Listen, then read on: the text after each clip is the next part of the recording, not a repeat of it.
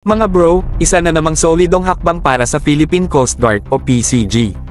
Ang dating MV Amazing Grace ng Philippine Red Cross ay malapit nang maging opisyal na bahagi ng PCG bilang DRP Amelia Gordon. Mula sa pagseserbisyo bilang humanitarian vessel, ngayon ay magiging isang critical asset ito sa pagbibigay ng logistics at medical support sa ating karagatan. At hindi lang ito basta-bastang support ship mga bro. Sa panahon ng sakuna, kalamidad, o kahit sa mga maritime incidents, ang DRP Amelia Gordon ang magiging isa sa unang re-responde. Magsisilbi itong floating hospital at supply ship, kaya kahit gaano kalayo ang sakuna, may aasahan tayong mabilisang tulong mula sa PCG.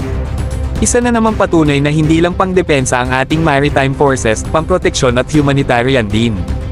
Pero eto ang matindi mga bro, bukod sa pagiging emergency response vessel, magiging simbolo rin ito ng ating sovereign presence sa Exclusive Economic Zone, o EEZ, kasama na ang West Philippine Sea. Hindi lang ito basta barko, kundi isa pang paraan para ipakita sa buong mundo na ang Pilipinas ay may kakayahan at dedikasyon sa pagtatanggol sa ating teritoryo. At alam naman natin mga bro, na hindi lang pisikal na presensya ang laban ngayon sa West Philippine Sea. Mahalaga rin ang narrative battle, at sa tuwing may barko tayong nakadeploy sa ating karagatan, mas lumalakas ang ating boses sa international community. Under the proposed law, ang ganitong klase ng mga asset ay dapat lang na dumami pa sa PCG.